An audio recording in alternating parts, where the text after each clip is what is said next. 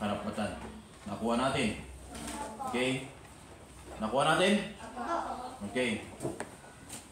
Anong pangalan mo? Basahin mo nga yung panguli. Ang pagiging kasapi o kabilang nila sa bansa ng ayon sa batas ay tinatawag na Ako naman, sir. Gusto ko magbasa. Okay, very good. Okay? So, pag sinabi natin pagkamamayan, okay, ito yung pagiging kasapi o kabilang natin, okay, natin sa isang bansa na naaayon sa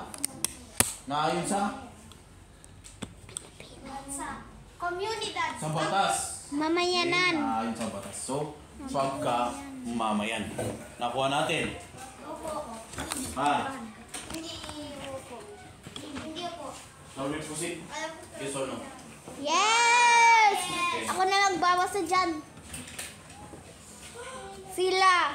Ayon sa Sila. saligang batas ng 1987, sa ilalim ng Artikulo 6 ay 4, 4. Okay?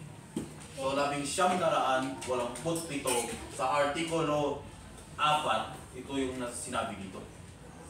Ano kaya ang babagitin dito? Mayroon pa ba? Ay, sino dito ang gustong mag-load? Mag? Maging lawyer. Ako.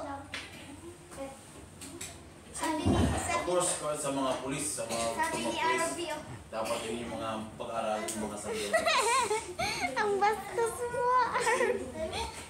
Sabi dito, sinasaad sa Section 1 ng Artikulo 4 na ang mga mamamayan ng Pilipinas ay, magagamit. tingnan nyo nga kung kabilang kayo, bilang isang mamamayan ng Pilipinas.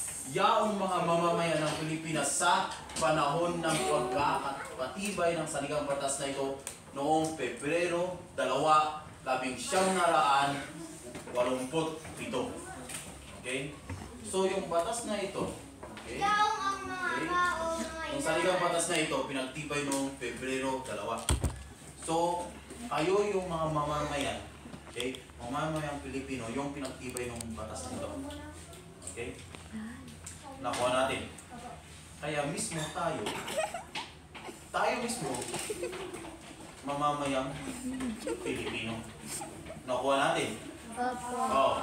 Kailan pinagtibay itong batas na ito?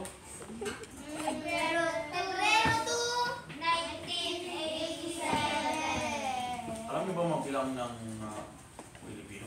Aw. Opo. Okay, again? Yes, sir. Sige nga, basahin mo. Ikasya. Pebrero. Ikasya. Dalawa. Pebrero 2, Pebrero 2. Sa 1987. 1987. Okay. Nakuha na. RB. Okay. Yaong ang ama or ina ay mamamayan ng Pilipinas. So ikaw daw ay mamamayang Pilipino kapag ang ama mo